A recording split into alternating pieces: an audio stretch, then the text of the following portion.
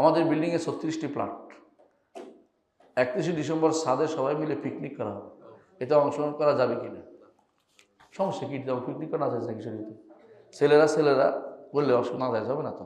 সবাই মিলে মুরগি রাঁধছেন, বারবিকিউ করে খাইবেন, পড়াই না যায়, কোনো কিছু নেই আলহামদুলিল্লাহ। যদি সেখানে কাউকে ডিস্টার্ব না করা হয়, পর্দার সমস্যা না করা হয় এবং অপকর্ম গান বাদ্য না করা হয়, তো জায়েজ আছে, কোনো সমস্যা নেই।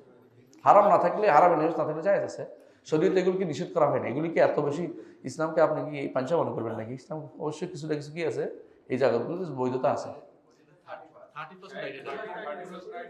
ও, এটা তো খেয়াল করি না, এটা আমি খেয়াল করি না। 31 ডিসেম্বর বলছেন, আমি যতদূর বলছি হ্যাঁ 35 না, যেহেতু অন্যরা আনন্দ করে, কাফেররা এই রাত্রি করবেন না। না বুঝছি, এটা যেহেতু ওদের একটা আলাদা আনন্দের বিষয় হয়ে গেছে, যে কোনো সময় ভালো জিনিসও কাফেরদের কারণে ছেড়ে দিতে হয়। কথা বলছেন কিনা?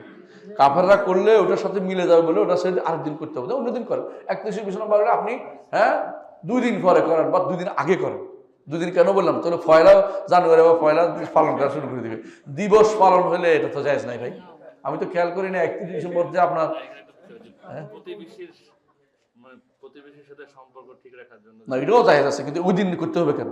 ওই দিনই তো প্রোগ্রামটা। না, ওই দিন করা যাবে না, ওই দিন করা যাবে না। প্রতিবেশী সম্পর্ক হলেও জায়েজ হবে না এটা, কারণ এটা কাফেরদের একটা পর্বের সাথে মিশে যায়। প্রমাণ কি? প্রমাণ চাইবেন আমার কাছে। রাসূলুল্লাহ সাল্লাল্লাহু আলাইহি ওয়াসাল্লামের কাছে সাহাবী আসছেন, এসে বলছে, ইয়া রাসূলুল্লাহ, আমি বুয়ার হাতে একটা উট জবে করতে চাই। মানত করছে। বলে কেন? ওখানে কোনো কবর ছিল, মাজার ছিল, কাফেরদের কোনো পর্ব ছিল, ঈদ ছিল? বলছে না, কিছুই না, এমনি ইয়া রাসূলুল্লাহ। তাহলে জবে করার সমস্যা নেই। আগে জিজ্ঞাসা করেছে কাফেরদের সাথে মিলে যায় কিনা। কাফেরদের সাথে মিলে গেলে কোনো কাজ করা যাবে না। কথা বুঝছেন?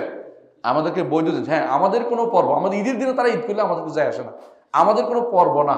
এমন জায়গাতে তারা যদি কোনো, আমরা একটা ভালো কাজ করতে যাচ্ছি, তাদের একটা ঈদের সঙ্গে মিলে গেছে, ওইটা বাদ দিয়ে অন্যদিন করতে হবে, যাতে করে তাদের সাথে আমাদের কিছু মিলে না যায়। মান তাশাব্বাহা বিকওমিন ফাহুয়া মিনহুম।